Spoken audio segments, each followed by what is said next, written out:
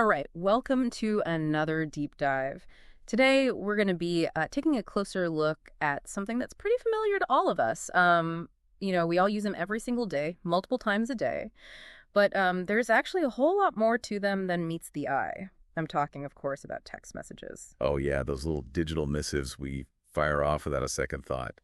We've got a ton of interesting research and examples to go through today, stuff that'll make you think twice before hitting send. That's right. And what we really want to do today is help everyone out there listening become a little bit more savvy when it comes to texting. Like, sometimes you send a text and then immediately you're like, oh no, why did I do that? We're going to try to help you avoid those moments of regret. Exactly.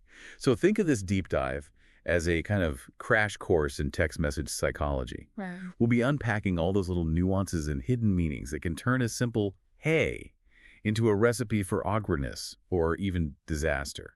Yeah, and we're going to be looking at all those common types of texts that we've all seen, sent, or maybe even regretted, like the classic drunken text. Oh, the drunken text, Yeah. a timeless classic.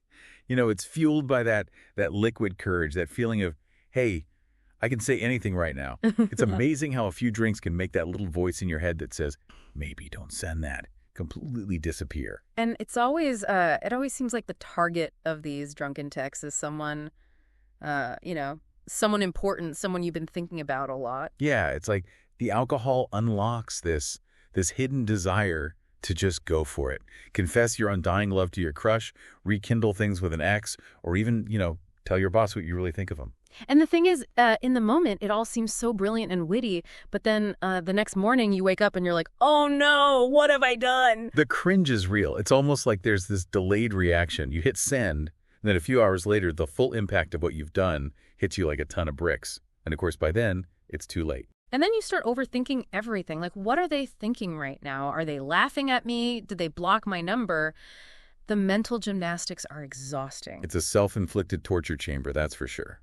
The anticipation of that reply, or lack thereof, is excruciating. It's like waiting for the results of a really important test that you probably failed. So what's the lesson here? I mean, obviously the best advice is just don't drink and text, but let's be real, it's going to happen. So is there anything we can do to minimize the damage? Well, one thing you can do is try to delay the send. Like, write the text, but don't actually hit send until the morning. Give yourself a chance to sober up and reevaluate. Yeah, that's good advice. Okay, let's move on to another type of text that can be, a little bit much. The overenthusiastic, hey! Ah, yes, the sender who's so excited about the prospect of hanging out that they practically assault you with exclamation points in all caps. Like it's 8 p.m. on a Tuesday and you get this text, hey, how's it going? Let's hang out tonight. It's like they're planning a surprise party for you. Yeah, and it's not just the punctuation, it's the whole vibe of the message. It's like they're expecting you to drop everything and immediately match their level of excitement. You can't help but wonder, like, are they always this amped up? Or did something amazing just happen to them? And, sometimes it feels like they've just blasted that same message out to like 20 other people, just hoping anyone will bite. So then you're kind of stuck. Do you respond with equal enthusiasm, even if you're not really feeling it?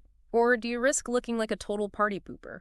It's a tough spot because, you don't want to be rude, but you also don't want to get swept up in something you're not actually that into. So what's the best way to handle this? Honestly, I think the best thing to do is just take a breath. You don't need it to match their energy right away. Just send back a casual hey or what's up. Yeah. Maybe suggest something specific to do just to gauge their real level of interest. Yeah, that makes sense. All right, let's talk about a text that can be, a little bit more emotionally charged, the I miss you text, especially when it's sent, after a breakup or a fight. Oh, that's a dangerous one. Yeah. It's like playing with fire because in that moment, you're just laying all your cards on the table. Mm-hmm. You're showing your hand and you're hoping for the best, but, the odds aren't always in your favor. The example we have here is pretty straightforward. I miss you so much. Why did we end things? It's like, boom, there it is. Yeah. All the vulnerability, all the sadness, all wrapped up in one little message. And it's that sad face emoji that really gets me.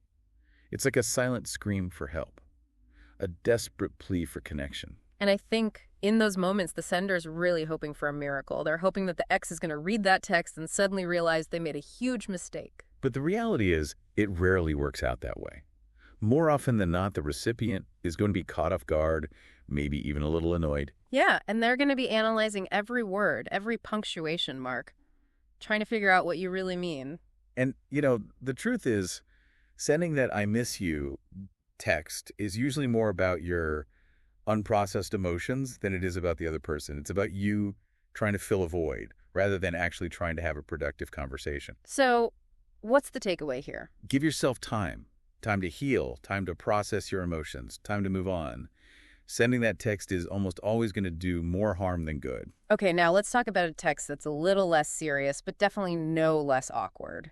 The autocorrect disaster. Oh, the dreaded autocorrect.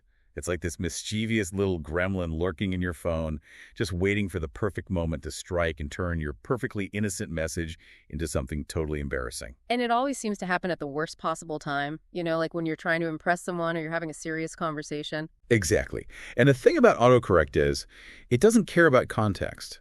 It just sees a bunch of letters and tries to guess what you meant, even if the result is utterly ridiculous. Like, I saw this example online where someone meant to say, let's eat some giant bags of lobster, but autocorrect changed it to, let's eat some giant bags of lovers. Oh my God, that's amazing. I mean, horrifying, but amazing. Can you imagine getting that text? Right. I mean, what do you even say to that? Yeah, the damage is done. There's really no coming back from that. So what's the solution here? I mean, other than throwing your phone into the ocean? Well, the best thing you can do is just slow down, take a second to proofread your messages before you hit send. I know it sounds simple, but it can save you a lot of embarrassment in the long run. Okay, let's move on to a text that, it often comes late at night and carries a certain implication. The "you up" text. Oh, yeah, the "you up" text.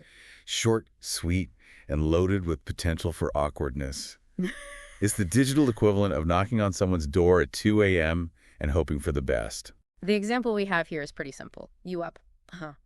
It's that little eye emoji that really sets the tone. It's like, I'm not just asking if you're awake. I'm asking if you're up for something. And the recipient is immediately put on the spot. Like, what are they supposed to say? Do they play it cool? Do they pretend they're asleep? Or do they just come right out and say, what do you want? And the thing is, the sender's intentions could be completely innocent. Maybe they just want to chat or they're feeling lonely. But there's always that possibility that they're looking for something a little bit more. Yeah, and that's what makes it so awkward. The recipient is left to decipher the hidden meaning, which can lead to all sorts of misinterpretations. So how should we approach this one? I think the best advice is to be direct, both as the sender and the receiver. If you're the one sending the text, be clear about what you want. And if you're on the receiving end, don't be afraid to ask for clarification. Yeah, that makes sense. Okay, now let's talk about a text that, it's kind of like a digital wellness check, but not in a good way. The "just checking in" text. Ah, yes, the sender who wants to make sure you haven't fallen off the face of the earth. But it often comes across as a little bit intrusive, like they're checking up on you rather than genuinely caring about your well-being. The example we have here is pretty typical. Hey, just wanted to check in. Are you alive? Haven't heard from you in a while. The "are you alive" part is a dead giveaway. That this isn't just a casual "how are you?" It's like they're expecting you to have some dramatic explanation for why you haven't been glued to your phone 24/7. Yeah, and it kind of puts you in this weird position where you have to reassure them that everything's okay, even if you just wanted some time to yourself. It's like they're implying that your silence is somehow a problem. So what's the best way to handle this? I think the key is to just keep it brief and neutral. Like, yep, all good, or just been busy. Don't feel like you have to over-explain yourself. Okay, now let's talk about a text that's just pure panic-inducing. The wrong person text. We've all been there, right? That moment when you realize you just sent a message to the absolute worst possible person. Oh, that sinking feeling in your stomach when you see the delivered notification under the wrong name.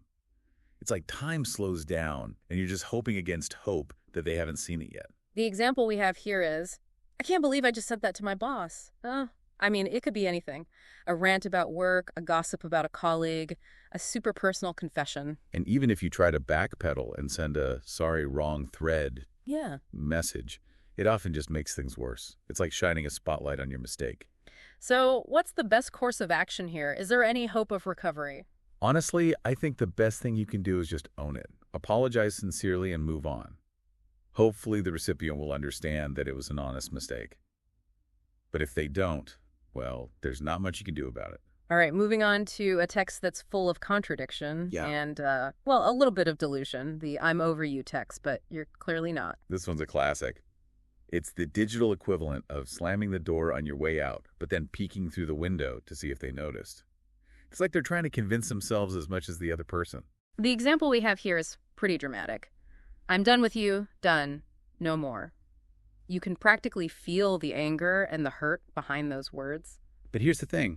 If they were truly over the person, they wouldn't need to make such a grand declaration. They would just quietly move on with their life. Yeah, it's that need for validation that gives them away. They want the other person to fight for them, to beg for them to come back. And when that doesn't happen, they often spiral into even more desperate behavior, like obsessively checking their ex's social media or sending follow-up texts that completely undermine their initial claim of being done. But what's the lesson here? Don't send this text unless you're actually over the person. And if you do send it, don't expect a response. Just accept that it's over and move on. Okay, let's lighten things up a bit with a type of text that's more, more amusing than anything else. The overly formal text. Oh, yes. The sender who's suddenly channeling their inner Shakespeare. It's like they're trying to impress someone with their vocabulary, but it just comes across as stiff and awkward. The example we have here is hilarious. Greetings, sir. I would like to inquire if you are free this evening to partake in a social engagement. It's like they're inviting you to a royal banquet. Right. And the thing is, they're probably just talking about grabbing a pizza or watching a movie. There's no need for all the pomp and circumstance. It's like they've forgotten how to speak normal human language. So what's the takeaway here? Keep it simple. Texting is supposed to be casual and fun. Don't overthink it.